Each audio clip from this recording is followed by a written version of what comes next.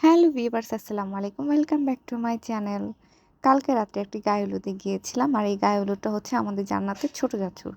আর আমার ভিডিওগুলো যারা রেগুলার দেখেন তারা জান্নাতকে চিনে থাকবেন। কারণ আমার অনেক ভিডিওতেই জান্নাত আছে।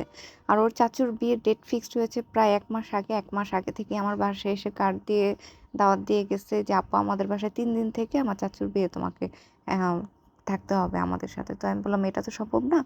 আমি যাবো।" তো এই হচ্ছে কথা। আমি রেডি হয়ে বেরিয়ে গেলাম গায়ে হলুদে যাওয়ার জন্য। দোল চত্বরের সামনে দিয়ে যাচ্ছিলাম। এটা আমার একটা প্রিয় জায়গা। তো যেয়ে পৌঁছে যাই ও বাড়িতে। তো জান্নাত আমার সাথে ছিল।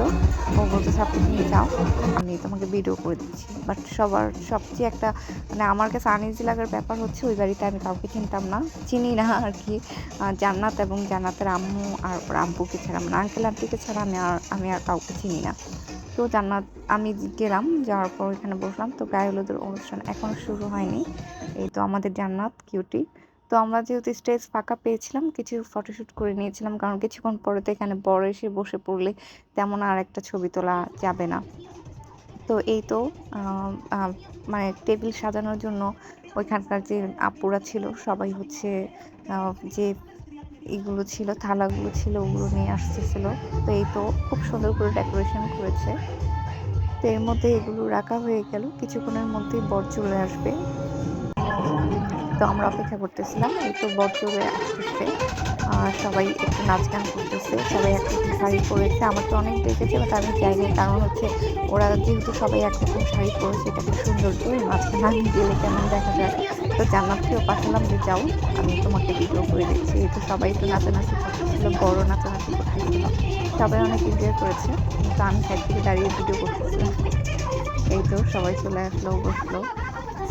বর আসলো। তো মেয়েরা খুবই এনজয় করছে। ও কারো চাচা হয়, কারো ভাই হয়, কারো মামা হয় এরকম আরকি। তো আমি সবাইকে চিনি না। বাট সবাই অনেক ফ্রেন্ডলি ছিল, ভালো লেগেছে। এই হচ্ছে বরের বাবা-মা। আ এরপর আরো কয়েকজন গিয়েছে। এরপর আমি আর জান্নাত যাই। আমরাও গায়ে হলুদ দিয়ে আসি। তারপর হচ্ছে রাত ১১টা বেজে যাচ্ছিল। আমার খুব তাড়া ছিল। কারণ হচ্ছে ও বাড়ি থেকে আমার বাসা নিউ মার্কেট আসতে অনেক লেট হয়ে যাবে। তো এর মধ্যে আন্টি আমাকে আগেই ঘরে নিয়ে গেছে যে, "আগে তুমি খেয়ে নাও।" আ তখনও কেউ খেতে বসে নাই। মানে আমাকে রুমের মধ্যে নিয়ে যেয়ে আগেই উনি খাওয়াই দিছে যে, "তুমি আগে খাও। বাবা তারপর তুমি চলে যাও তাড়াতাড়ি। কারণ তুমি যেহেতু চলে যাবা তো তাড়াতাড়ি চলে যাও। অনেক রাত হয়ে যাচ্ছে।" তো এই হচ্ছে আমি চলে আসতেছিলাম। এই হচ্ছে ঢাকা ইউনিভার্সিটির আ মেট্রো রেলের যে স্টেশন, তো ওইটার নিচে দিয়ে আমি আসছিলাম। খুব সুন্দর লাগতেছিল। একটু কুয়াশা, কুয়াশা ভিডিও করতেছিলাম। তো রিক্সায় রাত্রে ঘুরতে আমার এমনিই ভাল লাগে। তখনও আমার অনেক ভাল লাগতেছিল। তাই আমি আমাকেও একটু ভিডিও করে নিলাম।